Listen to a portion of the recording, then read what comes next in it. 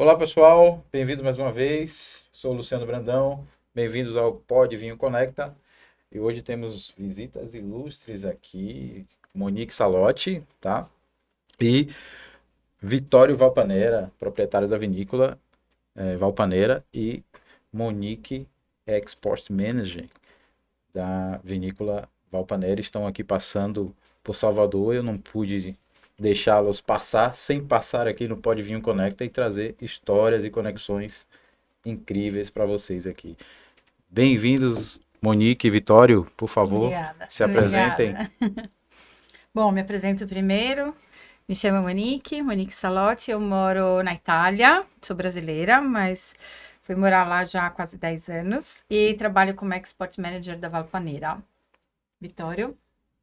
Buongiorno a tutti, sono Vittorio Marcon, uno dei titolari della cantina Valpanera. Parlerò in italiano e Monique mi aiuterà a tradurre. E grazie per l'invito. É, bom, a gente que é brasileira entende mais ou menos italiano, né? Mas mesmo assim eu vou traduzir. O Vitório Marcon é o proprietário, ele agradeceu da cantina, né? Se chama cantina, é vinícola.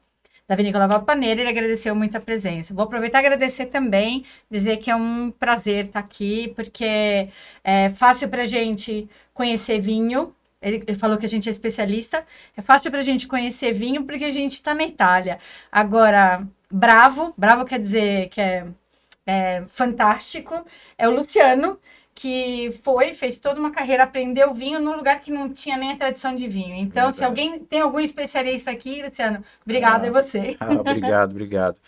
Bom, ontem tivemos um bate-papo bem legal, né? Vocês apresentaram os rótulos, eu achei interessantíssimos os vinhos. A gente vai falar deles, mas o que eu achei mais interessante é a história da vinícola, o que tem por trás, né? Toda a tecnologia que vocês apresentaram para nós ontem. E eu queria muito trazer isso para o público, né? Para mais pessoas conhecerem a Valpaneira, né? Entender o que é a vinícola, entender o enólogo que está por trás, o proprietário que está por trás disso, a família que está por trás disso. E toda essa tecnologia, a gente vai chegar até a rolha que eu achei interessante, mas me fala um pouco da história da Valpanera. Uhum. Tem até um vídeo, se o diretor aí conseguir mostrar para nós, tá? Um vídeo enquanto vocês falam um pouco, tá? Ok, quindi parlare un attimino della Sì, sì, sì, sì. storia.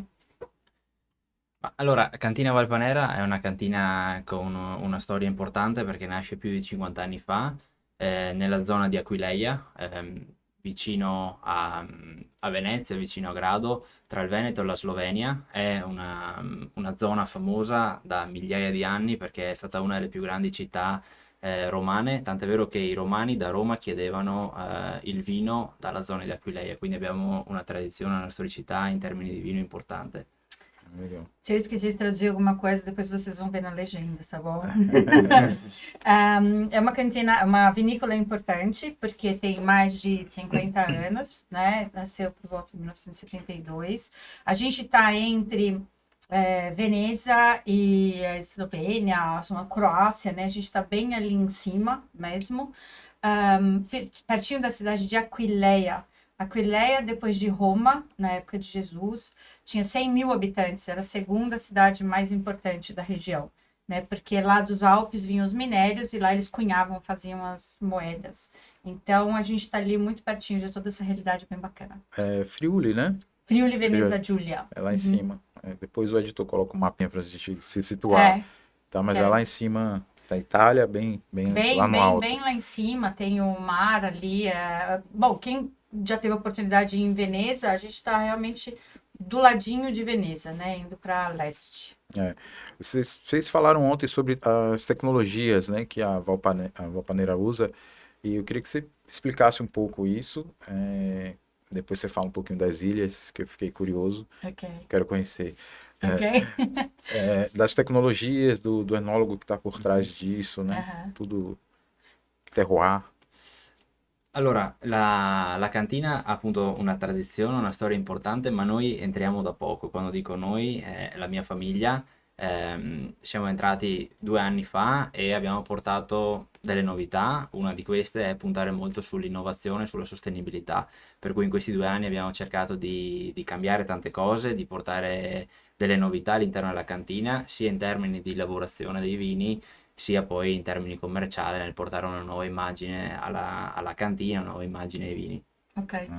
Ah, Mesmo a cantina tendo, a vinícola tendo muito tempo, na verdade a família do Vitório tem 2 anos, né, dentro lá da cantina. Então, do negócio, né? do negócio da vinícola.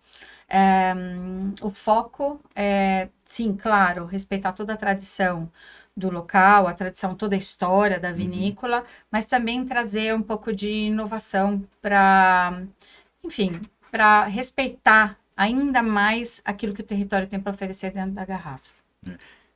È importante andare avanti con la sperimentazione, con la tecnologia, perché sì, il vino ha una tradizione importante che noi vogliamo mantenere, però il vino è un prodotto fatto dall'uomo, quindi è importante avere dell'uva buona, quindi bisogna lavorare bene sui vigneti, perché senza uva buona non si fa vino buono, ma poi è anche Sì. importante lavorare bene in cantina. Verdade. E per portare dei miglioramenti continui bisogna continuare a innovare, bisogna continuare a investire, e per questo stiamo lavorando e cercando di spingere il più possibile all'interno del campo della tecnologia, perché è lì che si riesce a avere la vera qualità del vino, mantenendo però ovviamente la tradizione millenaria della nostra zona. Sim. Agora, o vinho, achei bem legal que o Vitório falou, o vinho é feito do homem também, né? Óbvio, tem a natureza, mas o vinho também é feito do homem. Então, óbvio, ter também que respeitar a terra, tem toda a influência do terroir, mas também tem toda uma influência de quem vai trabalhar a uva. E quanto mais tecnologia, respeitando toda a tradição, melhor você consegue também preservar as condições, mais ou menos o que a gente já falou. E me fala um pouco das rolhas sustentáveis. O que é isso? De onde veio a ideia? O porquê? Sui tappi. I tappi. E tappi, sì. I tappi nascono da 3 necessità. La prima è appunto l'innovazione tecnologica. Noi siamo una realtà giovane che ha voluto portare delle novità e questa è stata una novità importante. La seconda è una necessità tecnica, perché ogni volta che si utilizza un tappo in sughero c'è il rischio che il vino abbia dei difetti, non a causa del vino ma a causa del sughero, e questa la cantina non lo può prevedere. Se però il tappo ha dei difetti, il vino si rovina e questo è un problema per il cliente, per il ristoratore, per il sommelier e per la cantina stessa. Sì. Per cui abbiamo cercato di portare questa novità anche per risolvere questo problema tecnico, in modo tale che il nostro vino sia sempre protetto e preservato al meglio, e in più è anche una scelta tecnica, perché si può controllare l'ossigenazione dei vini attraverso questi tappi che si chiamano Nomacork. Quindi per ogni linea di vino, vino bianco, vino rosso e poi le riserve, abbiamo selezionato dei tappi, tutti Nomacork, ma con grane diverse, in modo tale da poter controllare il passaggio dell'ossigeno tra uno e l'altro. E la terza motivazione invece riguarda la sostenibilità. Come dicevo prima, noi puntiamo forte sulla sostenibilità, stiamo lavorando, stiamo portando un sacco di miglioramenti per andare in una direzione sempre più sostenibile, e il tappo è uno di questo. Arriva da scarti di origine vegetale, è 100% riciclabile, per cui diciamo è stata una scelta quasi semplice, perché convogliava questi 3 elementi che per noi sono importanti, che sono tecnologia, pulizia tecnica del prodotto e sostenibilità. Legal. Agora, é bem interessante, porque também eu vou acrescentar que no início, eu como sou da área comercial, né, quando o Vitório comentou dessa questão da inovação e tal, eu falei, ai meu Deus, agora vem aquele tapo que parece, né, aquele de silicone, assim, ai não. Quando eu vi o tapo eu não acreditei, porque parece de verdade Parece o rolha. tapo que a gente conhece, a rolha, né. Então, como o Vitório comentou, são por 3 benefícios que a gente tem com esse novo tapo. Então, o primeiro que é para preservar o vinho, ele tem as granulometrias, que a gente chama, ele deixa passar o oxigênio da maneira correta, né? Então, a gente tem 3 linhas. A gente tem um tapo para os brancos, um tapo para os rossos, né? Vermelho, e para aqueles reserva. O que a gente quer? No branco, a gente não quer que passe oxigênio, porque menos oxigênio, mais preservado vai ficar o vinho branco fresco, Isso, né? mais frescor. mais frescor. Agora, o rosto, por exemplo, o reserva a gente consegue controlar com a passagem do oxigênio, inclusive a evolução dele. Você consegue controlar a evolução. Isso é lindo, isso é uma coisa. Número 2, sabe aquele problema de, a gente fala sentor de tapo na Itália, né? Buchonnet. Ah, Isso. não. Enfim, defeitos, alguma influência negativa, que às vezes não é o problema do produtor, mas é o problema do tapo mesmo, ele pode passar para o vinho. A gente não tem como controlar. Isso também não acontece, né? Porque por conta do material que ele é feito, não acontece essa contaminação. E o terceiro é a sustentabilidade, né? Porque é lindo, maravilhoso, você fala, eu sou sustentável. O que você está fazendo para isso? E, óbvio, se paga mais caro, né? Isso já é um fator. Esse tapo é feito chama Normacor, que é esse tapo, se quiser pesquisar na internet. E ele tem uma mistura, são restos vegetais. Ele é feito de restos vegetais da cana-de-açúcar e também dos vinhedos, de poda e tudo. Então, é aquele que a gente fala economia circular e tudo, ele também entra bastante. A gente tem a certificação Equalitas, depois o Vitório vai comentar. Mas, por exemplo, é uma certificação que a gente comentou ontem, né?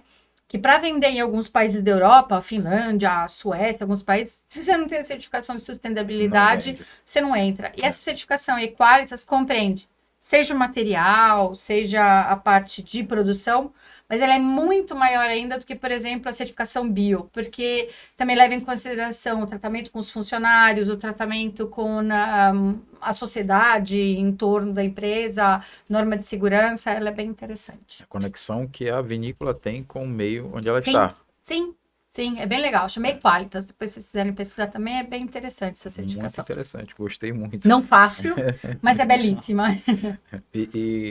Óbvio, vocês tiveram desafios para isso aí.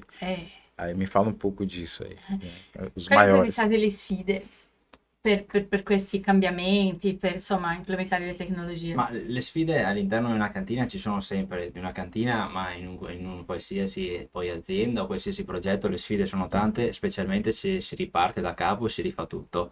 Le sfide sono quotidiane, l'importante è trovare il problema e ricercare delle soluzioni insieme, quindi è fondamentale avere un team che lavora tutti quanti nella stessa direzione.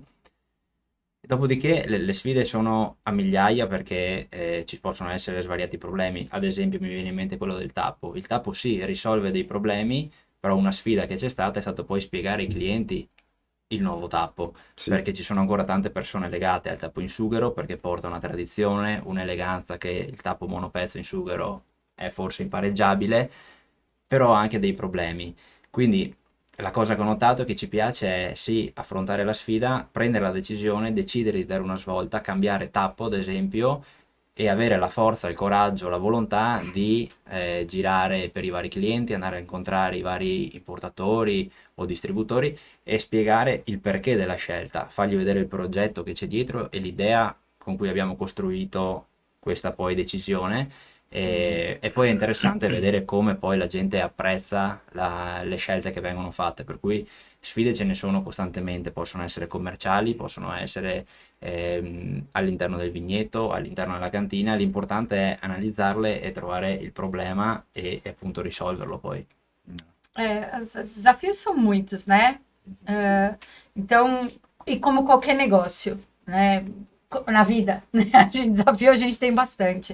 O que o Vitório comentou é que, ok, basta ter um plano e caminhar juntos, né? A equipe toda tem que caminhar junto. E quando a gente fala equipe, né, Luciano? A gente não tá falando só dentro da vinícola. A gente tá falando, por exemplo, o sommelier de um restaurante, né? A gente tá falando o próprio cliente entender a beleza do que a gente está trazendo lá dentro.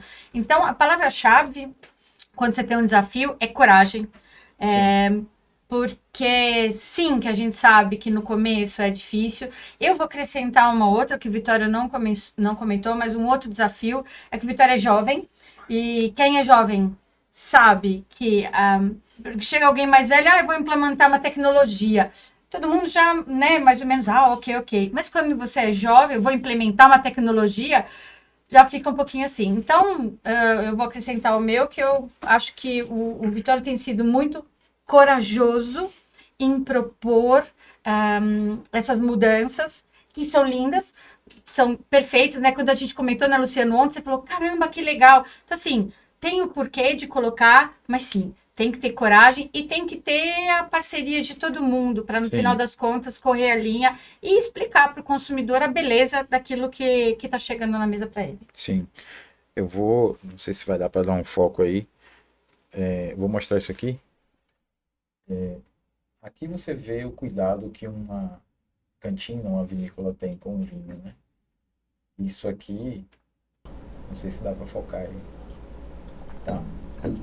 Você vê o cuidado que uma cantina tem com o vinho, né? Começa aqui, eu acho. É. Sabe? É verdade, é verdade. Às vezes você fala, é um detalhe. Não, mas é um detalhe que faz tanta diferença lá na Faz. mesa, depois, quando você Faz. vai abrir um vinho, porque além da escolha, a gente comentou dessa escolha da passagem de oxigênio, você tem a escolha do tamanho também, né? Mais longo, mais curto. Que isso é uma coisa, lógico, que quem ouve o podcast ou quem tá vendo, quem te segue, já sabe um pouquinho mais. Mas também o comprimento vai influenciar se vai ser um vinho de guardar, se vai ser um vinho de beber mais jovem. Tudo isso na hora para você decidir num vinho que nem foi engarrafado ainda. Então, ele é um embrião, né? É um bebê ainda, né? E você já está decidindo o futuro dele. Então, é um trabalho realmente de equipe, desafio, que é o que o Sim. Vitório falou, tem, como todos os negócios, mas tem um monte de leão para enfrentar por dia.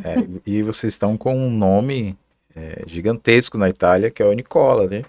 Verdade. Nicola Biasi. Me fala um pouco desse cara. Beh, Nicola Biasi non ha bisogno di presentazioni, nel senso che è una grandissima firma del vino italiano con cui abbiamo iniziato a collaborare un anno fa ed è fantastico lavorare con Nicola ed è facile lavorare con Nicola. Ed è facile perché intanto ovviamente è molto preparato, ma poi essendo giovane ed essendo così bravo nel suo lavoro, abbiamo una visione simile di vini moderni, freschi, facili da bere, piacevoli e anche una visione commerciale corretta, per cui con lui riusciamo a parlare sia di vino a livello tecnico, ma poi anche di vino a livello di vendita. E per cui Nicola in questo anno ci ha aiutato non solo dal punto di vista enologico, ma anche dal punto di vista comunicativo, perché è nel mondo del vino da tanti anni, Sim. ha una reputazione enorme, per cui è sempre bello. Nicola viene settimanalmente in cantina e sedersi con lui in sala riunioni e parlare di vino, parlare di progetti è piacevole, divertente e i risultati si vedono. Eu também sou suspeita para falar do Nicola Biasi, para traduzir, porque é um prazer mesmo trabalhar com ele. A gente, na Itália, lógico, dispensa a apresentação e quem quiser dar uma olhadinha na internet. O Nicola ganhou prêmio, inclusive, de melhor enólogo italiano e ele é jovem, né? Foi o mais jovem a ganhar esse prêmio. E o bacana do 2020, eu acho. 2020, acho. E o bacana do Nicola, eu vou falar minha primeira experiência com ele, porque, lógico, eu tive que falei já com vários enólogos, né? E geralmente eles são um pouquinho assim. Vou falar, nariz empinado, para quem estiver no podcast, né? Então, um pouquinho nariz empinado. Minha primeira experiência com ele, eu falei, nossa, ele que é famoso, então vai ser. Imagina, ele é super humilde, né? Tem uma visão comercial, que foi o que comentou o Vitório também, não só a parte enológica, então ele vem uma vez por semana, aquele trabalho de equipe mesmo, todo mundo junto, combinando, conversando, mas ele também tem essa visão comercial de entender a tendência do mercado, né? Sim. Porque tem enólogo que você fala assim, poxa, eu que viajo o mundo inteiro, eu falo assim, poxa, mas na China eles preferem vinho assim, assim, assim, porque o mercado ainda está crescendo, porque os mercados têm, né, o paladar, eles são diferentes, estão em fases diferentes. Quando no Japão, que é muito perto, já está em outra fase o paladar, né? E quando você leva esse teu problema, não é um problema, mas sim, leva esse teu desafio, e o enólogo te ouve, você fala, nossa, então ele realmente é uma pessoa que dá muito suporte. Por exemplo, quem está na ponta também, que é o sommelier, e as pessoas vão falando, mas você tem um vinho mais assim ou mais assado? Eu preciso de um vinho mais fácil para harmonizar com esse prato. Poxa, são detalhes, como disse o Vitório, que são feitos em cantina, feito pelo homem. Então, o bonito, de novo, né, de trabalhar numa equipe é essa, uma equipe que caminha e rema na mesma direção, é essa. Junto, né? Na hora que você traz lá dentro da garrafa, é o terroir, é a empresa, é a história, mas também o trabalho, o suor, assim, e a felicidade, porque é bom. de toda a equipe trabalhar junto desse modo. Eu ia perguntar como é que o Nicola influencia, né, mas vocês já responderam tudo, né? Tudo, né? Tudo. Eu trabalhei com um enólogo que, assim, ele só influenciava lá dentro da cantina. Não, o Nicola, desde o planejamento das novas áreas, por exemplo, para escolher os porta-enxertos, Sim. a gente foi juntos na Rochedo, quem quiser pesquisar também, fantástico, fantástico, as variedades resistentes, né? Que o Nicola tem incentivado, ele tem trabalho de pesquisa, inclusive, ele é referência na Itália. As variedades resistentes Piwi, se chama Piwi, P-I-Y-I. Essas variedades, de novo, falando de sustentabilidade, a gente previne utilizar pesticida se você compra e se você implementa as novas áreas com as variedades resistentes. Então, de novo, é aquela sustentabilidade de verdade, né? A raiz. Porque você pensou no tapo, você pensou, já pagou mais caro, porque também esses mesmos porta-enxertos fornecem para a área do champanhe. Sim. Né? Então, o Nicola trabalha já com esse estudo, então ele vem desde o planejamento, junto com a direção, das novas áreas, quais são as novas variedades, né? Então, é bem interessante trabalhar com o Nicola. Já tem isso catalogado? Quais são as uvas? Eu tenho, mas eu tenho um protesto para fazer aqui. Aqui eu queria, porque eu provei uma deliciosa, chamava Pálava. Vê, o Vitório sabe, eu ainda vou querer essa Pálava. Mas o Vitória que sabe as variedades. Tem aquelas normais, só que resistentes, tipo Sauvignon, Chardonnay. E tem alguma outra nova também, que acho que é o Pinot Bianco, giusto? Sì, ci sono dei vitigni resistenti, è un mondo gigantesco perché è proprio come fosse un secondo mondo di vini che nascono figli, diciamo, del classici Sauvignon, Riesling, però poi che portano delle loro caratteristiche. Uno dei più interessanti è sicuramente Johanniter, che è un vino meraviglioso, che Nicola lavora da tanto tempo, per cui appunto, come diceva Monique, con Nicola stiamo valutando una serie di innovazioni, sia dei vini che abbiamo già, ma abbiamo in programma adesso di iniziare anche questo percorso Piwi, perché sarà un po' il futuro, perché crediamo nella sostenibilità, vediamo come sta andando avanti il mondo del vino, per cui bisogna, in linea con quello che abbiamo detto prima, cercare di aumentare sempre la nostra voglia di esplorare cose nuove, di portare nuove tecnologie, per cui i prossimi passi saranno sicuramente nella direzione dei Piwi, avendo poi un riferimento come Nicola, che è un pioniere del mondo Piwi. Come il nome della varietà? Johanniter. Johanniter, então é uma das variedades que seria essa Johanniter. novidade. Johanniter. Que tá vindo também, mas se vocês forem pesquisar Piwi, né, as variedades Piwi, vocês vão ver também que tem bastante, inclusive a Pálava, que um dia espero ter também. A Pálava é tinta ou branca? Branca. Então, de novidade, é um mundo realmente infinito. E outra coisa também de acrescentar do Nicola é que ele também tem uma área bem pequenininha, né, dele, que é a herança do pai e tal, acho que tem 1 hectare e tal. Só para ver o quanto ele é legal, humilde mesmo, cara, bem terra. Ele que vai, às vezes, roçar quando o pai dele não tá bem. Por exemplo, ele roça na hora da colheita. É ele com as 2 assistentes que vão fazer a colheita. Então, é muito prazer mesmo trabalhar com gente tão importante assim, ao mesmo tempo tão humilde. E a gente espera poder trazer ele aqui o ano que vem, junto com a Embaixada Italiana. Eu já fiz o pedido. Ronaldo Padovani. Eu e você agora. Ronaldo Padovani, que é ali da Embaixada Italiana. Seria bem legal trazer o Nicola aqui, inclusive para incentivar a viticultura brasileira a caminhar nesse percurso também. Sim. Ele no Rio Grande do Sul ia fazer uma grande diferença. Né? Verdade. Gostei muito. Estou aqui, quero saber mais, sabe? Estou querendo saber mais. Vocês falaram ontem, vocês falaram do terroir, né? O que é que tinha no terroir, e eu queria que vocês falassem um pouco o que é o terroir do Friuli, né? O que era antes, o que passava ali antes, tal. Tá. Porque vocês falando é melhor do que eu. Tá? Legal. Ma il Friuli in realtà è una regione molto variegata, perché si passa dalla spiaggia alle montagne nel giro di pochissimi chilometri.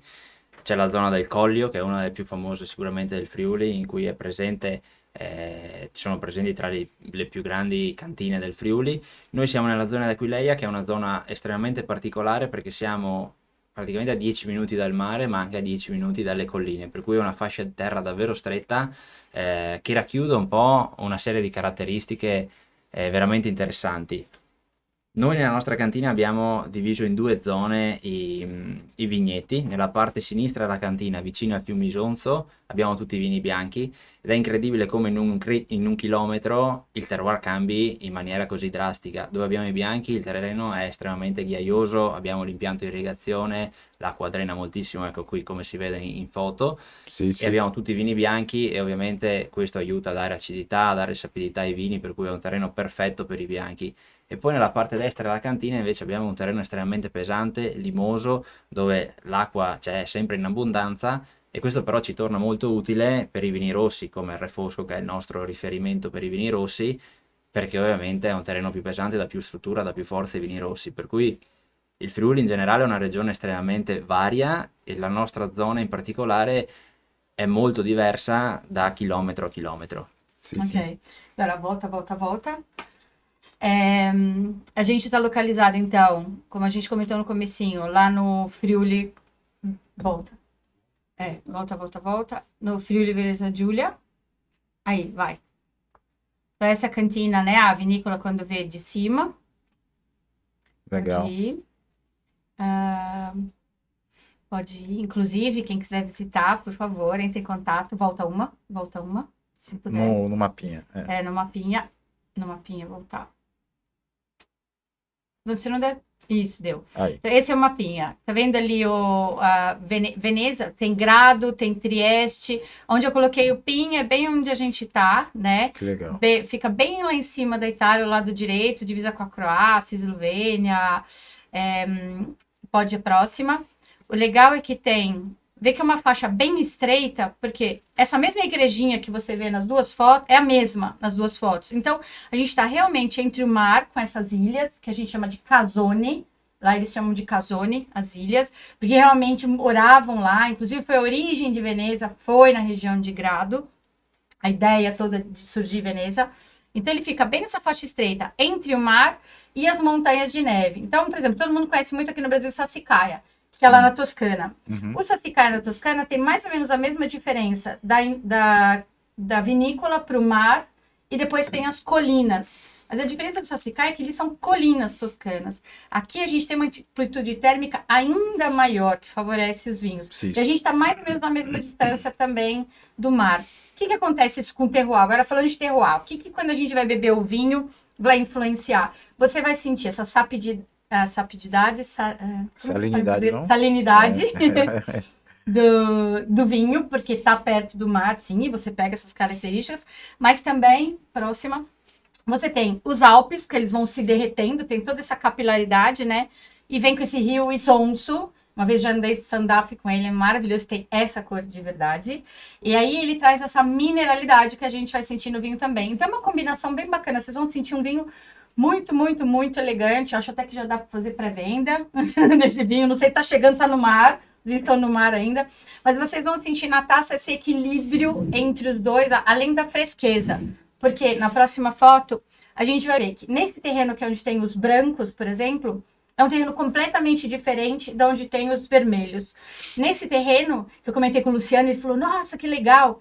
Passava pelo curso de um rio, até a época de 1300. Aí teve uma super enchente e mudou o curso. Só que as pedras, vocês veem ali. O que acontece no vinho branco? Chove, ele drena, e quando você drena, os vinhos acabam ficando mais ácidos. A acidez vai converter em fresqueza na boca, né? E aí, então, é especial, e ali são os vinhos brancos. Na área dos vinhos vermelhos, né, dos rotos, são outras áreas. Então, a gente tem a San Martino, que é aquela que vai dar origem para esse aqui, que é um cru. A gente tem Scodovaca, Borgo Paco. São áreas onde você tem mais argila. E é importante para o vinho, para o rosso, para o vermelho, essa retenção que a argila tem, que depois vai soltando gradativamente para a planta a água. Próximo. Fala disso. Você não curtiu bastante, agora tô vendo che curti bastante mesmo. E questa è una delle cose più importanti che abbiamo nella nostra zona, è la Basilica di Aquileia. Perché è importante? Perché è stata fatta appunto dai Romani in tempi antichi. e quelli che vedete sono i pavimenti della Basilica di Aquileia che per tanto tempo sono rimasti nascosti perché sono stati coperti e sono stati poi riscoperti in realtà poco tempo fa.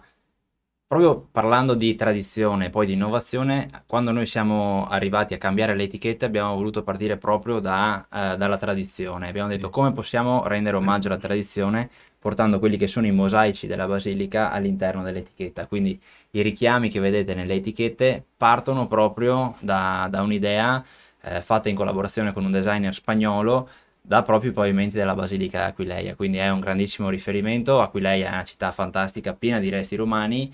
La cosa più importante che c'è ovviamente è la basilica e questo è stato un po' il nostro modo di omaggiare la città e poi ovviamente la storia del nostro território.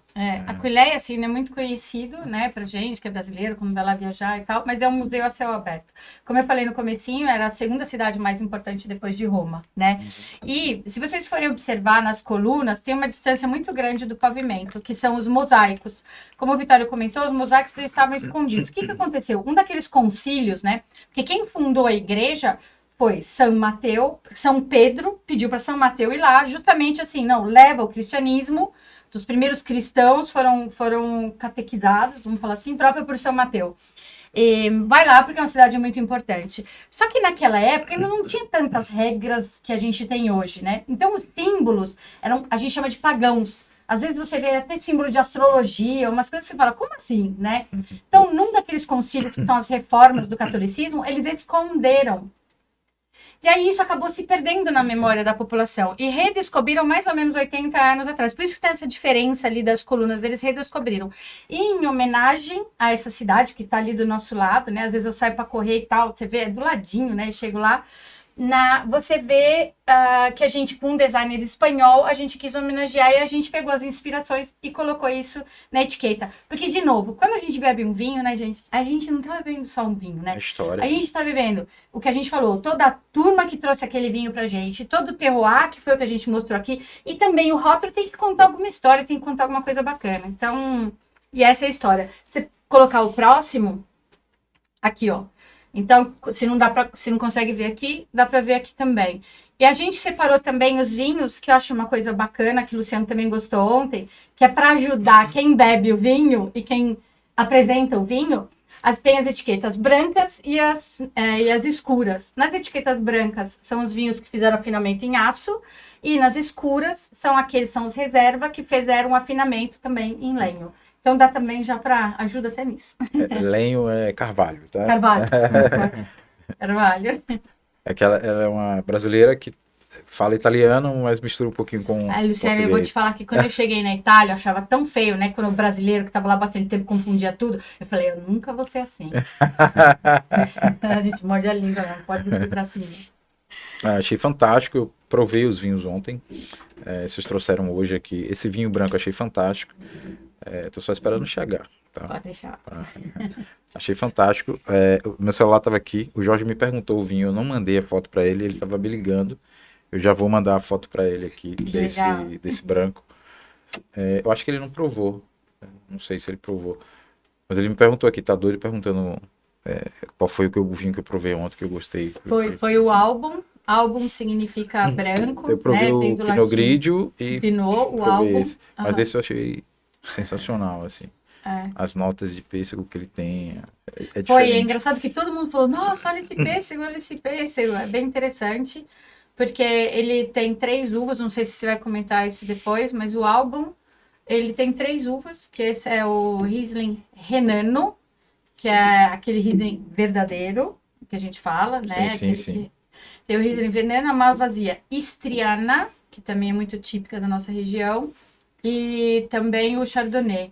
Então, um vai dar acidez, né, que é o Riesling, o Chardonnay vai dar estrutura e a Malvasia Istriana vai trazer aquele aroma. Enfim, é uma combinação de 3 uvas onde cada uma vai cumprir o seu papel. Aí você me perguntar, mas quanto por cento de cada uma? Depende do ano. É uma coisa viva, né, Luciano, que é o lindo do vinho. Não é aquela regrinha, não é...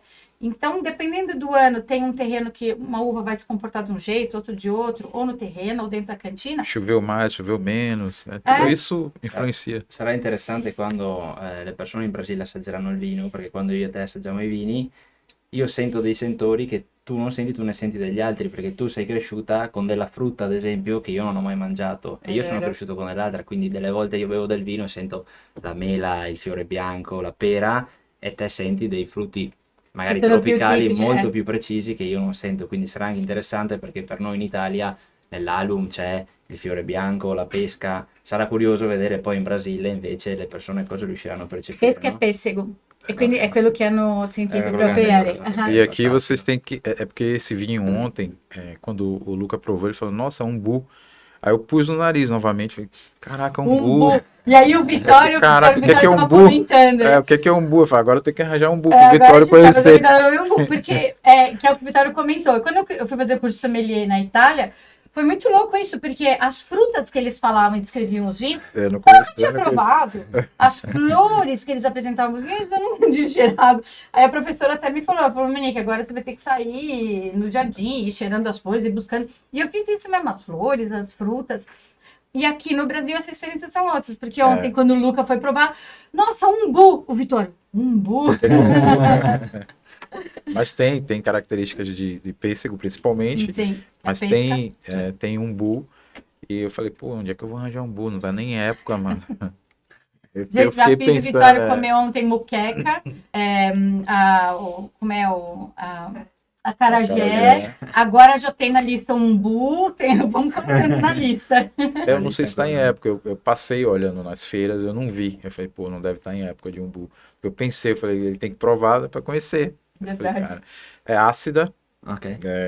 mais ou menos desse tamanho assim, pequena, com um caroço, a semente é grande. Grande. Então tem pouca fruta, e a casca é basicamente fina, parece Nossa, me veio uma. gosto na boca e parece que eu tô com vinho mesmo, é verdade. Você Sabe, vai descrevendo, vem vindo aquela acidez, é aquela. É verdade. ácida, fresca, né? Ok, allora lo aggiungiamo alla lista di cose da É. provare. E tem um pouco aveludada, vamos falar assim também Isso. na boca, que é o que traz a estrutura do Chardonnay. É verdade, aquela crocância, a gente fala. Bem, Verdade, mas verdade. você verdade. conhece o umbu, né? Conheço. Ah, tá. Você conhece o umbu. Bom, enfim. Mas vamos falar um pouco dos dois vinhos, né? Das uvas que tem aqui, você já falou, tem o Riesling Renano Uhum. e um pouco do tinto, tá? Esse aqui é fantástico. Eu gostei muito, achei diferente do que a gente está acostumado. Você tem mais fruta, tem um corpo médio corpo, tá? Mas eu achei bem fresco, bem legal e diferente do que a gente está acostumado, sabe? Para quem já bebe vinho há um tempo, que quer algo um pouquinho diferente, mas bom, eu achei. Posso dar um spoiler? Fala. Que acho que é o gostoso do mundo do vinho. Vocês vão tomar esse vinho, vocês vão tomar o vinho dessa nata, e o spoiler é esse. A nata, né, que a gente chama, o vintage, que é o 2024, foi um ano muito diferente da época de 2023.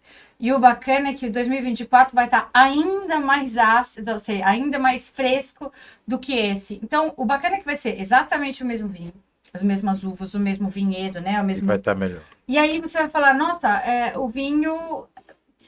a gente pode falar que é uma evolução? Não, mas é a personalidade dele a cada ano.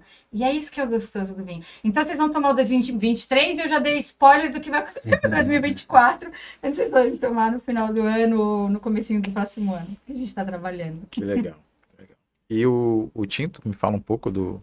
Ok? Il rosso si chiama Alma, anche qui viene da un richiamo del latino. Etichetta nera, come ha detto Monique, quindi linea riserva, che fa un affinamento in legno. L'Alma è un blend, così come l'album, ed è composto da refosco dal peduncolo rosso, che è un po' difficile da pronunciare, quindi si può dire anche solo refosco, Cabernet Sauvignon e Merlot. È una riserva e vorrei parlare un po' prima del refosco perché è uno dei vitigni più tipici del Friuli e soprattutto della nostra zona. Uhum. Il refosco è un vino importante, è un vino che può stare tantissimi anni in affinamento. Io ho assaggiato dei nostri refoschi riserva con 15 anni e sono ancora perfetti, per cui è un vino che si presta all'affinamento, però è anche un vino difficile. E per questo nasce l'Alma. L'Alma nasce per cercare di dare un po' di rotondità a quello che è il refosco, che è un vino importante, strutturato, con un taglio bordolese, il più classico dei tagli bordolesi, quindi col Cabernet e il Merlot. Sì. Il refosco all'interno di questo vino deriva da il vigneto di San Martino, che è un vigneto piccolino, un po' lontano in realtà dalla nostra cantina, è l'unico distante, dove ogni anno esce l'uva migliore, per delle ragioni che forse neanche noi conosciamo, probabilmente di microclima o chi lo sa perché, però ogni anno lì è sempre migliore. Ovviamente lavoriamo in maniera differente il vigneto, lo diradiamo, togliamo anche dell'uva in modo tale che la poca che rimane si concentra in quella che rimane sulla pianta. Fa 2 anni di affinamento in barrique, Sì, dove abbiamo tutte barrique di rovere francese, americano e di Slavonia. a gente vai falar disso, hein? Ok, e dopo i 2 anni di affinamento in barrique viene messo in bottiglia e poi dopo 6 mesi esce, quindi questa è la riserva blend, quindi il fratello maggiore dell'Atrum, che è quello che abbiamo assaggiato, che invece nasce con le stesse uve ma senza l'affinamento in legno. Agora, o legal é que o Vitório começou a apresentação falando que Alma, que é é um nome latim, etc. Porque na Itália, só que é o mesmo que a gente fala aqui no Brasil. Alma é alma, né? Sim. E em italiano é anima. Então lá a gente explica. Aqui, de repente, não precisa explicar, porque Alma ele é mesmo alma. fala. E eu vou te falar uma outra curiosidade, que o senhorzinho, que foi o fundador mesmo da vinícola, ele tinha uma cachorrinha com o nome Alma, que ele me contou também, que era super especial e ficava sempre ali na vinícola. O blend é o refosco do pedúnculo rosso, pedúnculo é pendão, que eu vou explicar também, que o Vitório comentou. Refosco do pedúnculo rosso, Cabernet Sauvignon e Merlot. Cada um também trazendo a sua particularidade no blend. Ítalo Bordelês. É. Exato. Esse blend, então, vou falar um pouquinho mais do refosco. O refosco, ele é cultivado no vinhedo que se chama San Martino, é um cru, que é o que a Vitória comentou. Ele é pequeno, né? Tanto é que a gente faz pouquíssimas garrafas, mais ou menos 5.000 por ano. Ele é pequeno, aquele terreno, e a gente não sabe o porquê, mas cada ano ele vem melhor. A gente não sabe se é questão de microclima, a gente não sabe o que é, mas vem cada vez melhor. Outra coisa também é que a gente faz uma pré-poda, porque a vendimia é em setembro. Aqui se chama vendimia. Uhum. É em setembro. Mas a gente, em agosto, a gente passa já tirando alguns cachinhos de uva. Aqueles que sobraram, então assim, de 100, que seria o rendimento, vai sobrar 60, 70 de rendimento. Aqueles que sobraram, eles vão ficar muito mais concentrados em polifenóis, os aromas, intensidade de açúcar, graduação, etc. Então, você tem, além do terreno, você tem essa pré-poda que a gente faz também. Depois, eles vão ser colocados em carvalho, só que 3 diferentes tipos de carvalho, e aí tem a orquestra, que o sommelier Luciana me falou assim, porque eu falava sempre assim, aí a gente brinca com os carvalhos diferentes, né? Porque a gente usa o francês, o da Eslavônia e o americano. Então, a gente falava, a gente brinca com os carvalhos para compor o blend, porque é a mesma massa, só que em carvalhos diferentes, né? Aí ele falou, não, orquestra. Eu achei muito legal, obrigada, Luciana.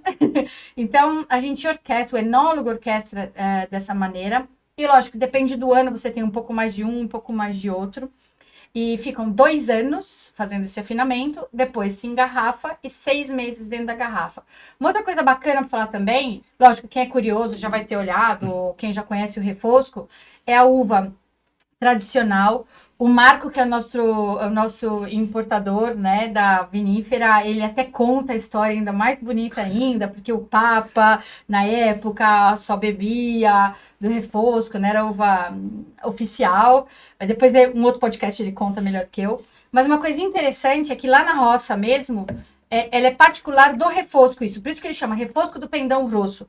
Porque quando tem o ponto da colheita do refosco, o pendão, que é o que liga o cacho na planta, ele fica vermelho, mas assim, vermelho forte, né? Então, por isso que chama pedosco dal pedúnculo rosso, do pendão vermelho. Vou ver se a gente consegue botar isso na edição depois. A foto do... Legal. Dela antes da colheita e na hora da colheita, né? Show. É um vermelho bem bonito, você vai ver. Legal. Vamos provar esse vinho? Eu quero... Bora. Tô ansioso aqui. Vocês vão reparar que, por exemplo, a graduação alcoólica é uma graduação elevada. E isso explica por quê. Porque, como eu comentei, a gente faz a pré-poda e você vai ter uma concentração de açúcar muito maior lá. Lógico, o açúcar vai virar álcool depois, né? Depois da fermentação. E aí você vai ver que a graduação vai variar, né? Então, tem ano que é 13,5, tem ano que é 14, tem ano que é 14,5. Depende de quando quanto chove durante e quanto não chove durante. bem, bem interessante. Vocês vão reparar também na cor dele. Você explica melhor o vinho do que eu, mas são coisas que eu, como consumidor final, vejo bastante, noto bastante. A cor dele, que é uma cor importante. O tanino aveludado, que é por ele ter sofrido todo esse processo, ele fica bem aveludado. E o interessante que eu proponho para vocês, quando quem tiver oportunidade, é também experimentar o Atrum, que é outro vinho que não está aqui, mas que a gente também está na nave, está chegando. O Atrum, ele já tem, é um ripasso, o refosco faz um ripasso. E aí você sente o refosco com a sua característica mesmo de sotobosco, que a gente fala, né? Aquele de folha verde, aquele de musgo, aquela coisa, um tanino bem mais verde. Só que ele faz um repasso, então você consegue tomar ele bem interessante, o Atrum. Agora, a Alma, ele já vem todo aveludado, você consegue sentir. Outra coisa que a gente comentou também, que era da tostatura, né? Da madeira e da porosidade. Também tem diferenças, né? A gente não tem só média tostadura, não. A gente tem dos 3 tipos de tostatura e a granulometria também, elas são diferentes, né? Que é a passagem do oxigênio, a troca. Uhum. Porque, de novo, o artista é quem tá lá na cantina e ele também vai colocar muito, ele vai brincar, não, ele vai orquestrar isso também. Então, a gente não vai sentir madeira aqui, porque uma coisa que eu observei em alguns países é que eles têm o hábito de tomar o vinho, mas que não sente a uva, sente a madeira. Aí a pessoa vira especialista de madeira, mas não vira especialista de uva. O legal do Alma ontem, que a gente tinha vários especialistas bebendo, eles falaram, caramba, Monique, ele tá bem equilibrado, porque realmente a madeira serve para você arredondar o tanino e dar um corpo diferente, para fazer com que as partículas dos polifenóis se combinem e venham muito mais complexas. Isso.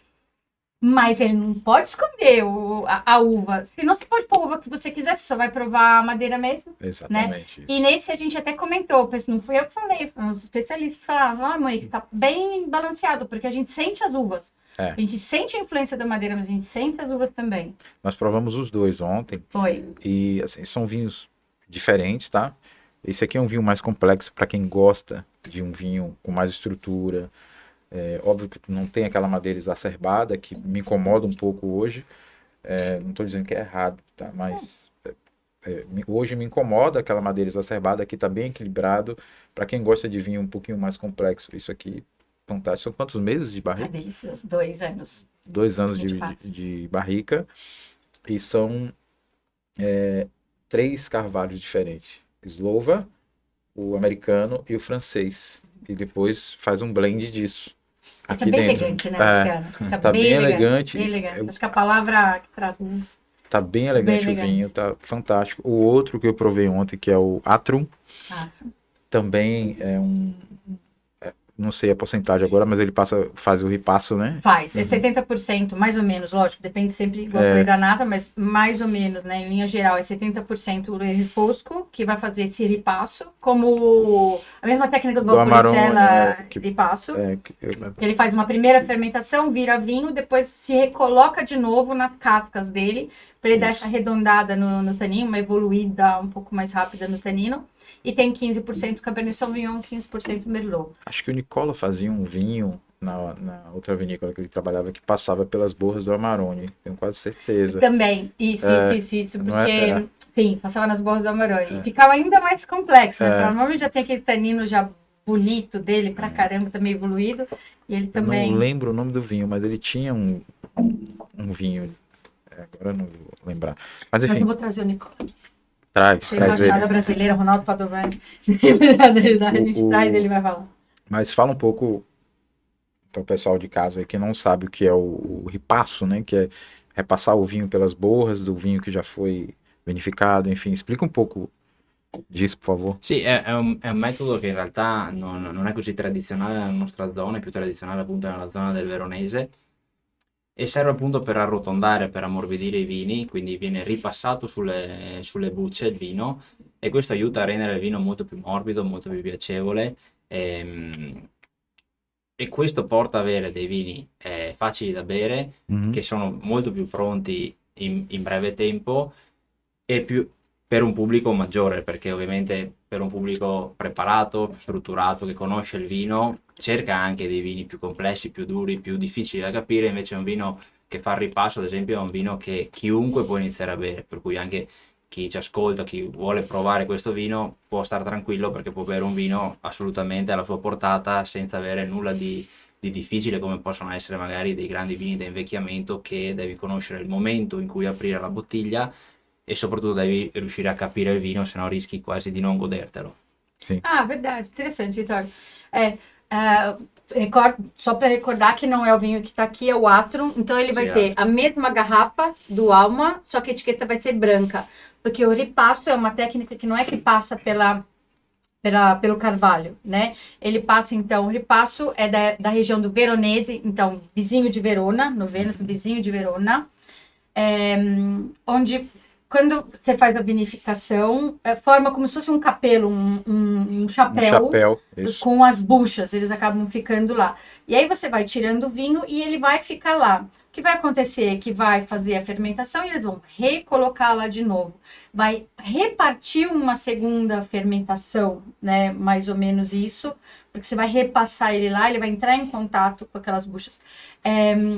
Isso faz com que o vinho fique mais redondo, que a gente fala, e mais... Como é que é? Macio, É macio. né? Mais Obrigada, macio. obrigada. E mais macio. E aí, como o Vitório comentou, é para um público que a pessoa... Às vezes você compra aqueles blasonados, né, aqueles vinhos super importantes, tal, que é maravilhoso, por exemplo, um Brunello, de Montalcino, tal, mas às vezes você não está tanto seguro qual é o momento certo de abrir, que vai ser o momento certo do tanino. Quando você faz o ripasso, você evoluiu, você já trabalhou aqueles taninos, ele está no momento de beber. Sim. Né? E se você ainda, com a história dos tapos, né, das rolhas, você ainda consegue controlar ele dentro da garrafa melhor, quer dizer, você sabe que realmente está abrindo um vinho e que ele está no ponto do tanino dele. Ele é bem bacana, é bem democrático. Vamos falar assim, é um grosso, importante, mas bem democrático. Eu gostei muito dele ontem, tá? Legal. Tem uma parcela de público que gosta muito daquele, principalmente dos baianos. Aqui, hoje na Bahia, graças a Deus, se bebe mais branco hoje. Que tá? legal. Bastante fruto do mar, peixe. Isso, né?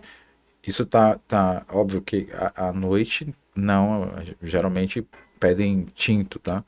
Mas dependendo da culinária do restaurante, hoje se bebe mais branco. Não sei como tá, vocês viajam o mundo todo, eu não sei como tá aí, mas eu vejo que tem aumentado o consumo de brancos aqui, principalmente aqui na Bahia. Assim, eu fico feliz, Dei tá? Bianchi, assim, o ano passado a gente pegou 46 voos, só para, né, a gente rodou bem. E o que a gente tem observado, né, Vitória, é que realmente tem essa tendência dos brancos. Não sei se é porque é o clima, Tá mais quente, né? ou não sei se é a evolução do paladar mesmo, porque o paladar ele vai evoluindo, ele passa pelos vinhos vermelhos e doces, aí ele vai evoluindo para os vinhos amadeirados, aí ele vai evoluindo para os vinhos que você sente a uva mesmo. Depois você começa a ver que a pessoa vai também para o mundo dos brancos, dos rosados, né? Você tem uma evolução de paladar. Pode ser o tempo de maturidade também da população. Eu hoje bebo mais branco, tá? Amo vinho no geral, mas hoje bebo mais branco. Estou na Bahia, calor, quente. Pois é, e aí eu proponho, inclusive aqui na Bahia, o álbum, por exemplo, ele faz uma boa harmonização com os frutos, aquele crudo, né? Como é que é aquele? Sim, o crudo do mar. É o crudo do mar. Ele é ótimo por causa da acidez dele, ele vai dar uma bela limpada, ele é bem interessante. E eu vou propor uma outra coisa também que a gente faz na Itália e que eu vi uma grande diferença com o Brasil. Aqui o churrasco é com cerveja. Né? Lá na Itália, o churrasco é com vinho tinto. E eu falei, como assim? Né? E a pizza é com cerveja. E aí eu comecei, lógico, você tá lá, eu comecei a entender. Então, por exemplo, quem vai em Firenze, tem a bisteca fiorentina, que é uma carne assim, fantástica, 1,5 kg, é com vinho tinto, forte. Por quê? Porque você tem a gordura e depois o vinho tinto vai limpando a gordura. Aí você come de novo, você sente melhor, porque as papilas, né, gustativas estão limpas. E aí você sente melhor a carne, e você bebe de novo o vinho. Você tá vendo? Então, assim, é uma brincadeira bem interessante. Deu vontade de comer aqui. Fora que dá menos barriga. Vinho grosso. Homens. Dá menos barriga também. Mulheres também. Então, também é uma proposta. Quem nunca experimentou no churrasco vinho tinto é interessante também. E poi vorrei aggiungere anche Ele entende português, che né? bisogna anche non avere paura di bere vino. Ed è una cosa che succede in Italia, quindi immagino che qui ancora di più, perché il Não vino pode ha, ter medo de beber o vinho, Vitória falou. il vino ha sempre quest'aura come se o sei un esperto non si può bere vino e non ti posso neanche chiedere se ti piace o non ti piace perché hai paura di dire qualcosa. Alla fine quello che conta è mi piace o non mi piace, anche se non sai niente, o sei un mega esperto, se ti piace te lo bevi, se non ti piace non te lo bevi. E Quindi basta. quello che mi sento di dire a tutti è andate, compratevi la bottiglia, se vi piace bevetevela, se non vi piace compratene un'altra e trovate il vino che vi piace. Poi il vino si impara, non si sa mai abbastanza di vino. Noi stessi che lavoriamo col vino probabilmente sappiamo poco di É vino, vero. però togliamo quest'aura dal vino perché il vino è un prodotto che possono bere tutti e alla fine quello che conta è mi piace o non mi piace, quindi provatelo col churrasco, con quello che vi pare, però bisogna far passare questa cosa che il vino è un prodotto che possono bere tutti, non bisogna essere É, o esperti. Vitória tá falando, então, pra gente não ter, que a gente fala em português, frescura, né? É, Pra tirar um pouco da frescura da coisa do vinho, que o vinho é descoberta, isso. descoberta pessoal, e depois, se você gosta daquele vinho, é o vinho certo, não tem vinho certo, vinho errado, vinho bom. Não pode ter vergonha de beber e depois dar a sua opinião, porque até entre a gente tem opinião diferente, às vezes, do É. vinho, gosta, eu gosto, ele não gosta, e não tem. E quanto mais você aprende e bebe, mais você vê que você não sabe nada.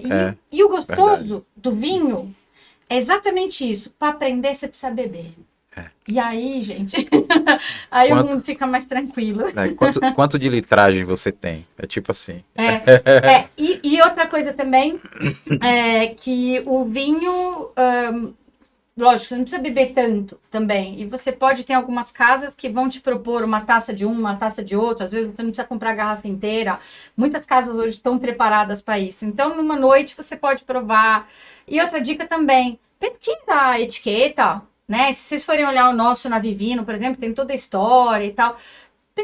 Porque devagarinho, devagarinho você vai. E não é ruim, né? É bom, né? Porque a gente tá tomando vinho e a gente aprende história junto, geografia junto e mais um monte de coisa. Bom, eu ficaria aqui a tarde toda, mas a gente tem tempo. Então, finalizando. Conselho, né? Tipo, que vocês podem dar. Vocês já falaram aqui para quem bebe vinho, mas principalmente para produtores jovens como você, né? O que é que você poderia falar, assim, para o mundo do vinho hoje, né? Para os brasileiros, vamos dizer assim. Qual conselho que você daria, né? Em tecnologia, in tudo, né? Ma io direi come consiglio di avere ambizione, perché Ambizione. in un mondo in cui ormai siamo tanti a fare vino e quasi tutti ormai lo fanno buono, perché il livello tecnologico è così alto che ormai tutti fanno vino buono, però avere ambizione, avere un obiettivo, capire che direzione prendere, che sia un vino barricato e farlo 10 anni nella barrica, o farlo nell'anfora, o farlo sotto acqua, non ha importanza. Porsi gli obiettivi, avere l'ambizione di arrivare lì e non avere neanche paura di dirli. Io non ho paura di dirlo. Voglio che Valpanera, non lo so se ci arriverò, però voglio che Valpanera diventi un riferimento non solo in Friuli ma in tutta Italia e nel mondo. Ci arriverò? Non lo so, ci stiamo provando. Però l'ambizione è fondamentale, senza ambizione non si va da nessuna parte, non vieni in Brasile, non cambi i tappi, non cambi le bottiglie, non cambi le etichette. Quindi capite chi volete essere da grandi, lo dico anche a me stesso, e da lì iniziate un percorso per arrivare lì, senza paura, o meglio, con la paura, ma con la consapevolezza che lavorando di giorno in giorno, con la squadra giusta, ci si può arrivare. Difícil agora essa, hein?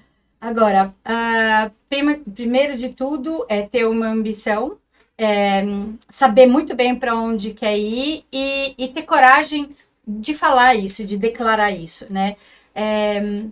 Eu vou juntar uma palavra que é paixão, né? A vida, a gente acha que ela é longa, mas de repente ela é curtinha, né? Então, viver a vida com essa paixão e assumir essa paixão. Então, a Vitória falou, ter o medo é importante para proteger a gente, para fazer a gente se programar, para fazer a gente ter um plano, mas principalmente ter a coragem, porque o bonito da coragem é isso, é superar o medo, né? Então, e também ter a coragem para seguir essa paixão, para seguir esse brilho, esse caminho, enfim, que a pessoa decidiu. E é o que a Vitória comentou, que a dele, por exemplo, a paixão, a ambição, né, o brilho que ele segue, que Valpaneira vire não só uma referência no Friuli Veneza Giulia, não só na Itália, mas no mundo. E aí, quando você tem essa ambição, aquela coisa que te coloca, aí você vai mudar a tapa, aí você vai mudar a etiqueta, aí você vai querer contar a história, aí você vai trazer o melhor enólogo pro time. E, gente, a vida é viver com paixão. E bebendo vinho, melhor ainda. Obrigado mesmo pela presença de vocês. Obrigada a você, Luciano. Agradeço muito por vocês terem aceitado o convite. Eu ficaria a tarde toda aqui. Bora, Porque a gente corta e já continua. Eu gosto de história, né? Saber a história disso aqui. Eu preciso entender, porque quando você tá lá no tete a tete, né? Na mesa com o cliente, é a história que vende, né? Não é... É a história que vende. E o que eu acho bonito também, só para complementar, já que tá terminando, né? De novo, volto a falar, a vida da gente, principalmente aquelas pessoas que chegam no restaurante, são pessoas que a gente sabe que falaram bastante, tem uma vida, tem uma história, geralmente são empreendedores, geralmente são pessoas, né? Então, assim, sabe o tanto de ansiedade, o tanto de desafio que as pessoas passaram.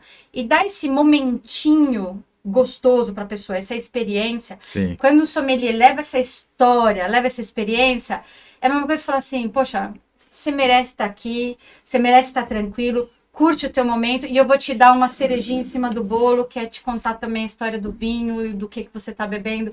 Sabe, é todo um completo. Você não tá só bebendo vinho, você merece ainda mais e eu vou dar isso para você. Eu me preparei, eu vou dar isso para você. Então, parabéns, Luciano, porque a gente conversou antes, né? Então, toda a tua trajetória também, o tanto a gente sabe o quanto tem que estudar para estar aqui hoje, conversando, para estar aqui hoje com um podcast que tá virando referência. Então, a gente sabe, igual a gente fala em português, que eu falei ontem pro Vitório, que tem esse ditado, todo mundo vê as pingas que eu bebo, os vinhos que eu bebo, mas não vê os tombos que eu tomo, né? Então, a gente sabe o quanto você estudou, o quanto você batalhou num país que a cultura não é essa, o quanto você batalhou para ter as informações e o mérito que você tem por estar aqui. Então, parabéns, obrigado. Obrigado, saúde mais uma vez. Saúde. Até a próxima. Até a próxima.